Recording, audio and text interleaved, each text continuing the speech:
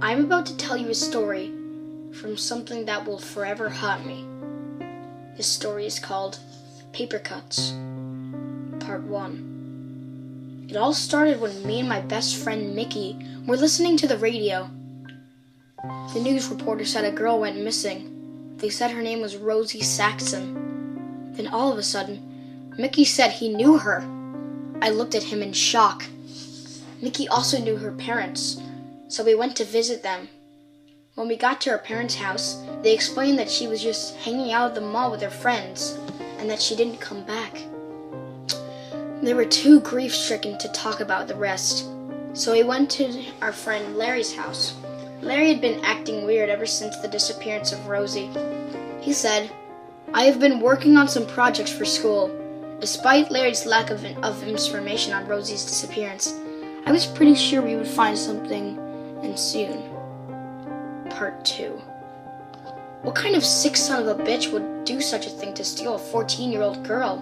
Mickey said angrily as he took a bite of his sandwich. I don't know who would, but have you noticed the way Larry had been acting since the disappearance? I said. After that episode, we went to bed. The next morning when I woke up, something wasn't right. Mickey was gone. It had said something on the wall near Mickey's bed. It said, Papercuts, in red ink. Something weird was happening. Part 3. After Mickey's disappearance, I tried to figure this out. So I went to my friend Tommy's house, but he wasn't there. Then I went to my other friend Madison's house, but she wasn't there. Then I did the obvious thing. I went to Larry's house, but he was acting a little weirder than usual. Part 4.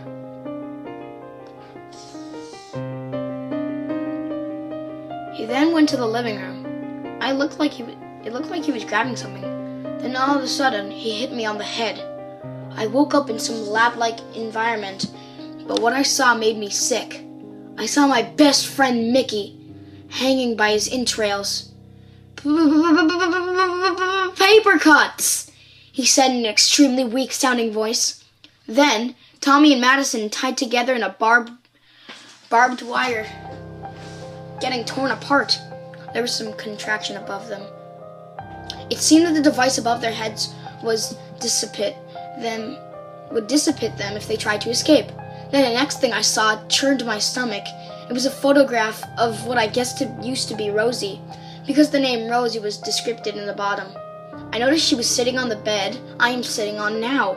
The photo had bad resolution, so really couldn't make anything out of it. I puked at the sight I was seeing. Then I saw a figure. He was a little tall and whitish. It was Larry. He unstrapped me, brought me to my feet, and took me to his chair, strapped me up again. See those over there? Those are my failed human experiments, and you will be my first success, he said, as he grabbed a thin layer of construction paper. What are you doing with that? I said in fear. He took the webs of my fingers and sliced them with paper. Why are you doing this? I said in horror and agony. Experimenting with paper cuts, he said sinisterly as he was slicing the webs of my toes. Then he grabbed my neck and sliced my neck. He unstrapped me as I grabbed a gun out of his pocket. You failed experiment! You failed me! Now you must end up like my other failed effing experiments, he said, holding the gun to my head. The second after he said that, I slugged him in the stomach. He was on his knees. I grabbed the gun and pistol, whipped him to death. After that, I got my friends to the ER. We came out alive and decided to have a survival party at my house. It was a great time too, but Larry was found dead in his garage the same night. Part 5. Epilogue. After the party, Katie and Nick went back home, and me and Mickey started to go to bed. Mickey was looking for his toothpaste. Hey dude, look what I found! As he was in, all right, have it your way, but am I gonna keep it? Mickey said joyfully, but sadly, Mickey was found dead the next morning.